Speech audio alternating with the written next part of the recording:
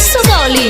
आप सुन रहे हैं एजी एंटरटेनमेंट की धमाकेदार प्रस्तुति। मैया हो तनी हमर फेरी नजर आइल बानी शरण में। मैया हो तनी हमर फेरी नजर आइल बानी शरण में। और जी लगवनी या सिरावा झुकवनी माई रउआ चरण में, माई रउआ चरण में। मैया हो तनी हमर फेरी नजर आइल बानी शरण में।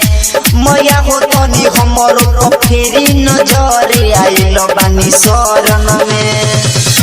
और जी लगवनी या सिरावा झुकवनी माई रउआ चरण में, माई रउआ चरण में। मैया हो तनी हमर फेरी नजर आइल बानी शरण में। मैया हो तनी हमर फेरी नजर आइल बानी शरण में। मिक्स बाय मुन्ना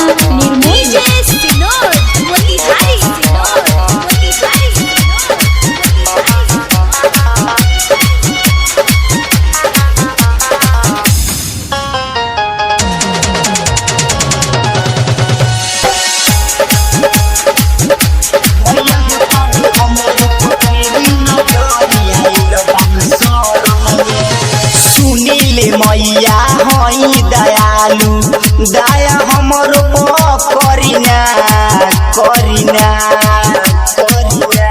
आहो आइल बानी हमरौआ दुआरी।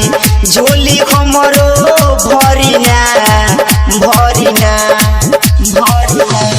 मन में बलाल सा धरब सोकल सा माई रउआ चरण में, माई रउआ चरण में। माई हो तनी हमर फेरी नजर आइल बानी शरण में। माई हो तनी हमर फेरी नजर आइल बानी शरण में।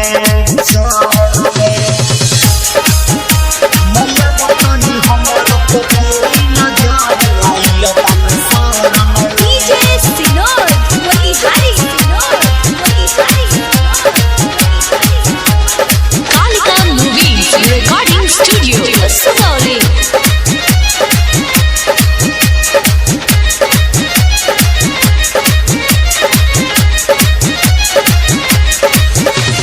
धर्मेंद्र भारती गावेले मैया राउरो भजनवा हो भजनवा हो। आहो राइटर सोनू विकास करेले राउरो पूजनवा हो पूजनवा हो जनवा हो। आ गइल जई जमी होई ना कोनो कमी पूजा के उपकरण में, पूजा के उपकरण में। माई हो तनी हमर फेरी नजर आइल बानी शरण में। माई हो तनी हमर फेरी नजर आइल बानी शरण में।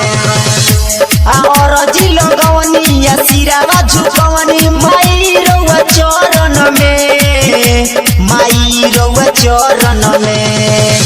मैया हो तनी हमर फेरी नजर आइल बानी शरण में।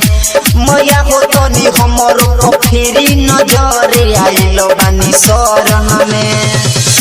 मैया हो तनी हमर फेरी नजर आइल बानी शरण में।